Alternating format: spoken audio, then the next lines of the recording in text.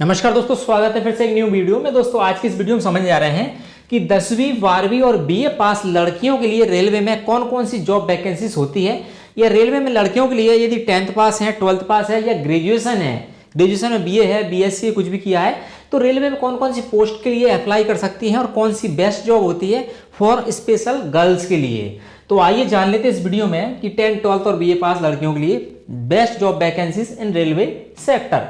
तो सबसे पहले हम यहाँ पे देखें कि 10वीं पास यदि हम जॉब वैकेंसी देखें रेलवे में, ठीक है, तो यहाँ पे देखें 10वीं पास यदि हम रेलवे में सरकारी जॉब्स देखें, सिर्फ लड़कियों की बात करें तो यहाँ पे टिकट कलेक्टर की एक पोस्ट होती है, 10th के बाद आप अप्लाई कर सकते हैं।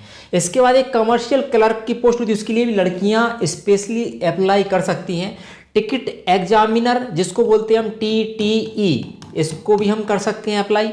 इसके बाद ट्रेन क्लर्क के लिए, junior clerk and account clerk cum typist, इन सारी पोस्ट पे यदि आपने 10th पास की है तो आप अप्लाई कर सकते हैं। और ऐसा नहीं ये लड़के अप्लाई नहीं कर सकते, ये लड़के भी इन पोस्ट पर बॉयज़ भी अप्लाई कर सकते हैं, लेकिन स्पेशली हम बोल रहे हैं लड़कियों के लिए, तो इन पोस्ट पे लड़कियां अप्लाई कर सकती हैं 10th पास, 10th के बाद। और इसमें एज लिमिट की बात करें तो एज लिमिट इसमें 18 टू 28 ईयर्स होती है एज लिमिट। इसके बाद में 3 साल OBC, इसके बाद SC ST कैंडिडेट के लिए वही 5 साल का एज रिलेक्शन, PWD कैंडिडेट हैं तो उनके लिए 10 साल का एज रिलेक्शन, ये एज रिलेक्शन तो इसमें इंक्लूड होता ही है, लेकिन सभी कैंडिडेट जो है 18 से 28 साल के बीच में एज रखते हैं तो वो अप्लाई कर सकते हैं इन पोस्ट पर, सिर्फ लड़कियों के लिए बात की जाए तो, ठीक है। तो ये 10th पास ओनली हुई है। और आप चाहते हैं कि भाई रेलवे में अप्लाई करूँ, जो बहुत से चाहते हैं कि भाई 10th के बाद ही मैं अप्लाई कर लूँ, 11 12th कर रहे हैं तो वो इसमें अप्लाई कर सकते हैं इन पोस्ट पर। नेक्स्ट बात करें 12th पास, 12वीं पास के बाद आप रेलवे में कौन कौन सी पोस्ट है। देखिए रेलवे का एक ऐसा सेक्टर है इसमें हर डिपार्टमेंट में, हर एक फील्ड में, हर एक educational qualification related job vacancies and post रहती है। तो यदि आपने 10th के बाद कुछ भी किया है पढ़ाई में, कोई सी भी स्ट्रीम से 12th किया है, कोई भी ग्रेजुएशन किया किसी भी स्ट्रीम में, तो अब रेलवे का सेक्टर यहाँ पे आपके लिए जॉब वैकेंसीज मिली जाएगी देखने को कभी ना कभी। तो यहाँ पे 12वीं के बाद रेलवे में नौकरी लड़कियों के लिए बात करें हम, ओनली फॉर गर्ल्स के लिए, तो यहाँ पे आप देखें कुछ पोस्ट फिर मैंने लिखी यहाँ पे, असिस्टेंट लोको पायलट जिसको हम बोलते हैं ALP, है ना, लोको पायलट की पोस्ट पर अप्लाई कर सकते हैं 12th पास है तो। लेकिन उसके लिए फिर आपको जो रिलेवेंट टेक्निकल ITI रहती है वो भी आपको होना होगा, टेक्निकल में जो ITI कुछ फील्ड रिक्वायर्ड मांगती हैं। इसके बाद रेलवे TC के लिए अप्लाई कर सकते हैं, रेलवे क्लर्क के लिए अप्लाई कर सकते हैं, ट्रैक मैन के लिए अप्लाई कर सकते हैं, स्टोर कीपर के लिए कर सकते हैं, और टाइपिस्ट के लिए आप यदि 12th पास है तो वो कर सकते हैं।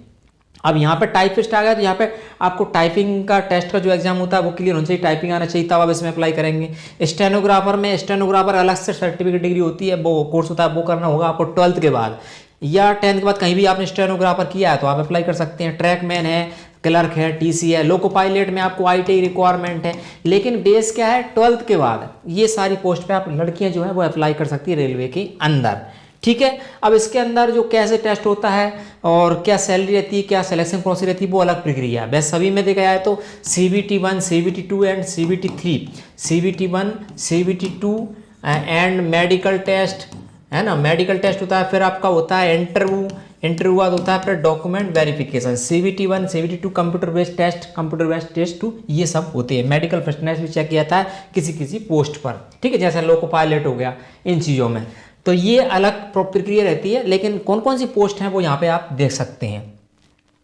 नेक्स्ट बात करें after graduation railway jobs for only girls, ठीक है ना, गर्ल्स।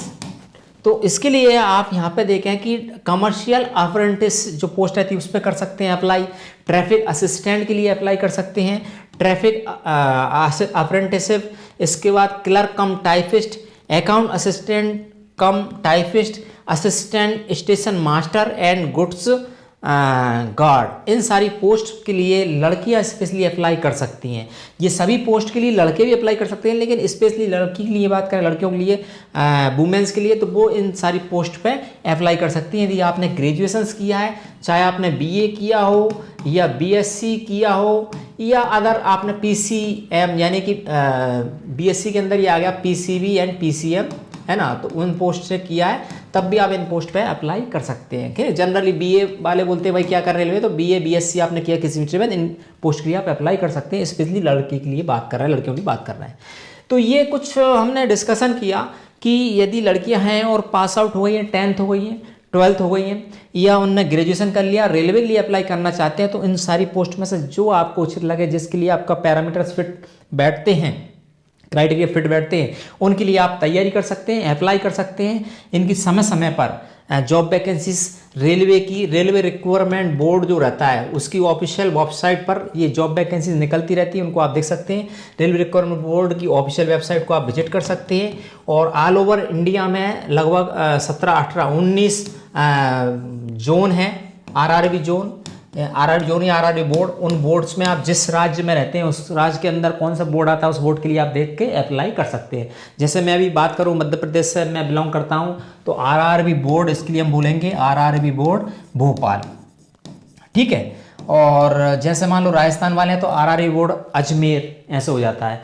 तो रेलवे रिक्वायरमेंट बोर्ड भोपाल, तो ऐसे जिस बोर्ड के लिए मैं आप अप्लाई, और ऐसा नहीं आप जिस राज्य में उसी बोर्ड में अप्लाई करना है, आप किसी भी राज्य से किसी भी राज्य के बोर्ड के लिए भी अप्लाई कर सकते हैं। ये इसके अंदर ऑल ओवर इंडिया में कहीं भी आप अप्लाई कर सकते हैं, ये भी फैसिलिटी रेलवे के अंदर होती है।